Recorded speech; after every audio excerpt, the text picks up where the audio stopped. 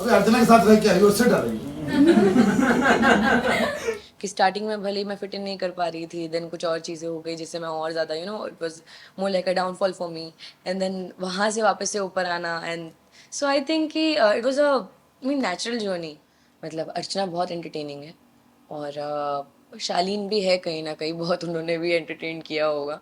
ऐसा कोई एक व्यक्ति जो हमेशा हर किसी की फ्रेंडशिप तोड़ना पसंद करता है जोड़ने से ज्यादा, और खुद को ज्यादा हाईलाइट करने की कोशिश करता है? You mean a self centred person? टीना।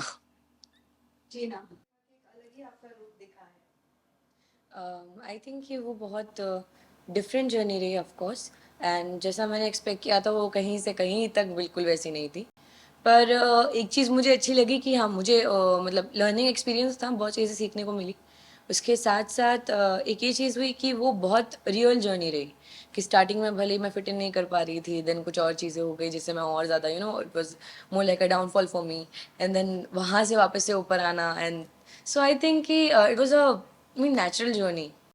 तो उस चीज़ की मुझे थोड़ी खुशी है कि हाँ, एक रियल जर्नी थी मेरी। अभी हम देख रहे हैं कि बहुत से ऐसे आपके फैंस हैं जो बोल रहे थे सुम्बुल को नहीं निकलना चाहिए था, वो डिजर्विंग थी, ट्रॉफी उनके हाथ में होनी चाहिए थी। क्या लगता है आपको, ऐसा कौन सा व्यक्ति है जो अभी भी अंदर है और वो डिजर्विंग नहीं है? ऐसे खैर मैं किसी का वो नहीं लगा सकती कि मतलब कि ये डिजर्विंग नहीं है। They are inside and they still there, there must be a reason that they are there. It's just that कि हाँ, मैं अपने आप को मानती हूँ कि मैं डिजर्विंग थी और मैं और आगे आनी चाहिए थी, मैं जीत भी सकती थी। पर ये मैं नहीं बोल सकती हूँ कि किसको नहीं जीतना चाहिए, कौन डिजर्विंग नहीं है, टू बी ऑनेस्ट। लेकिन फिर भी सुम्बुल, एक ऐसा होता है ना कि बाहर से लोग आपको देखते हैं, आपका गेम देखते हैं, उनको पसंद आता है आपका गेम, लेकिन कुछ लोग ऐसे होते हैं कि जो बिना गेम खेले भी आगे बढ़ते जाते हैं। आपको ऐसा कोई व्यक्ति लगा अब तक? बिना गेम खेले आके तो मैं भी पढ़ी, मतलब मैंने कोई गेम नहीं खेला है, मैं दिल से चली हूँ अंदर। पर उसके साथ मैं अगर एक नाम लेना चाहूँ तो मेरी नज़र में शालीन। और उसका कारण बहुत सिंपल सा है कि अ, शालीन का मतलब मैंने स्टार्टिंग से चिकन के अलावा कोई और मुद्दा देखा नहीं था। Is a nice guy, and कुछ और मुझे ज़्यादा गिला शिकवा नहीं है, ऐसा कुछ मैं मन में लेके नहीं घूम रही हूँ। जस्ट दैट कि आई थिंक कि उनका वो जो लव एंगल उन्होंने चलाया, फेक लव एंगल या जो भी था वो, आई थिंक उसके भरोसे वो इतना लंबा आ गए and he still there. So I think कि वो थोड़ा सा कि शायद मैं भी अगर कोई लव एंगल खेलती तो मैं आगे तक पहुंच जाती, फिनाले तक पहुंच जाती, या फिर मैं सिर्फ कैमरा में दिखने के लिए कुछ भी फालतू के मुद्दे उठाते रहती, गंदगी करती या नीचा दिखाती, तो शायद मैं आगे पहुंच जाती। पर मुझे ये सब चीज़ें सही नहीं लगती हैं करना, टू बी ऑनेस्ट। पता है, लव एंगल की जब बात आती है, कहीं ना कहीं आपके साथ भी उन लोगों ने कुछ एक साजिश की थी। आपको भी उसमें कहीं ना कहीं बहकाने की कोशिश की थी कि हाँ, सुम्बुल के बारे में भी आपने भी ये बात की जिक्र की है एक बार टीना से।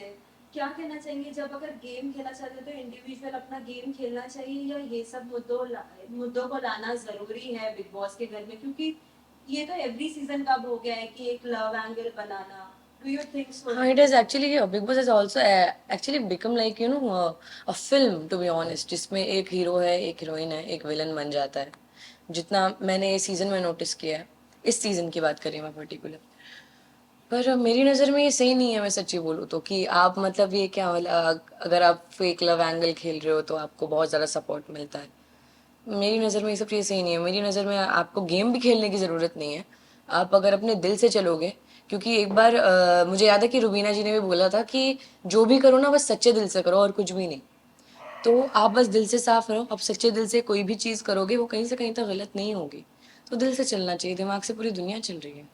अभी भी आपके निकलने के बाद भी कुछ कुछ बातें चलती कि मंडली एक तरफ है और अपने मंडली में किसी को लेना नहीं चाहती है। शालीन भी अभी कह रहे हैं, हमने कल परसों के भी एपिसोड में देखा है कि कहाँ वो शिव से लड़ रहे हैं कि मंडली बना लिया तो ऐसे लेना नहीं पसंद कर रहे हैं, कि मैं तुमसे सिर्फ बात करने गया था, लेकिन ये तो कुछ और ही समझ रहे हैं। एक्चुअली मंडली इज नॉट अ कंपनी जैसा बना के रखा है कि मंडली लोगों को हायर करती है वहाँ पे काम करने के लिए। ऐसा कुछ भी नहीं है। मंडली जेन्युइन फ्रेंडशिप है, जो एक शब्द दे दिया गया है मंडली। पर उसके अलावा वो एक जेन्युइन फ्रेंडशिप थी जो लोग आपस में जो कनेक्ट कर पाए, शायद किसी एक इंसान से कनेक्ट कर पाए हो, पर धीरे धीरे करके हर एक इंसान से कनेक्ट करने लगे, क्योंकि कहीं ना कहीं मंडली में वो लोग हैं जो काफ़ी सेल्फलेस हैं। चाहे वो साजिद सर हो, चाहे वो अब्दू हो, चाहे वो शिव हो, चाहे वो स्टैन हो, चाहे वो निमृत हो, या फिर मैं हूँ। तो कहीं ना कहीं एक जो जेन्युइन दोस्ती होती है कि आप दोस्त के लिए कुछ भी कर सकते हो, वो मंडली है।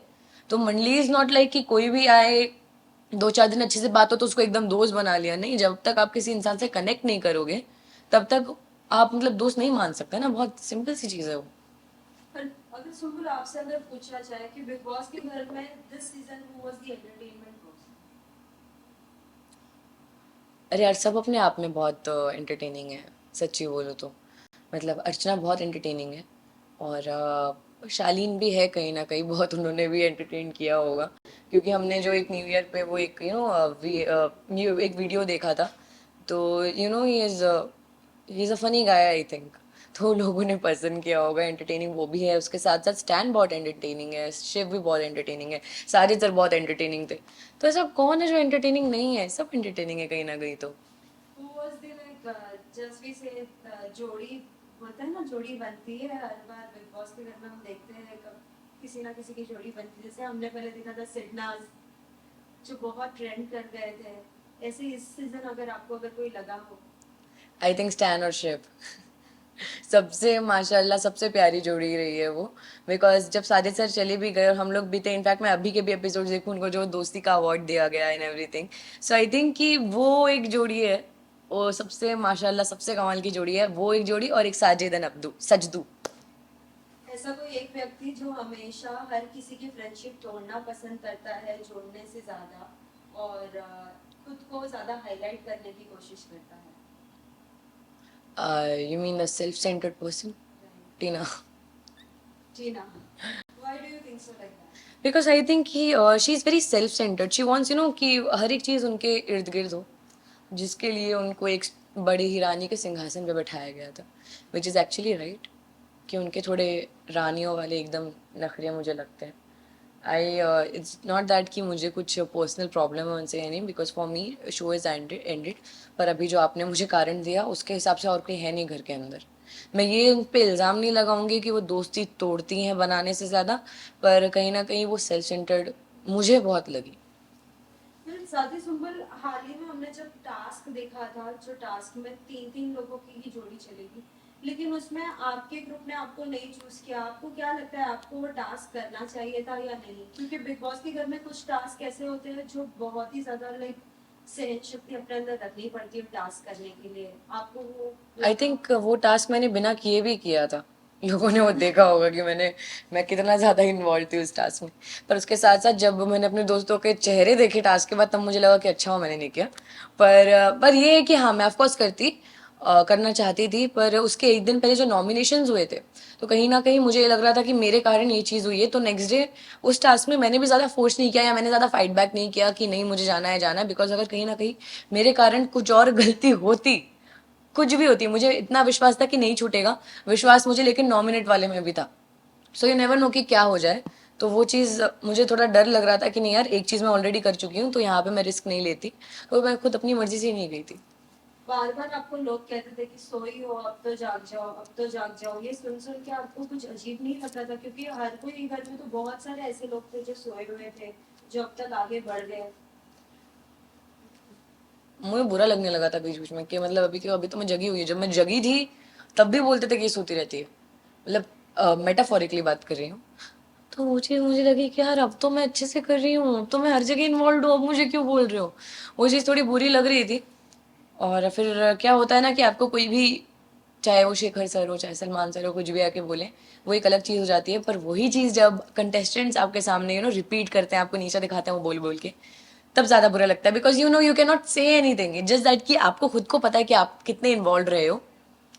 तो बुरा बुरा लगता था, but after a point I just एक हो गया था कि अभी छोड़ो, मेरे को अभी इतना कर लिया फिर भी कुछ नहीं हो रहा है, तो मेरे को इन्वॉल्वमेंट चाहिए ही नहीं, मेरे को होना ही नहीं है।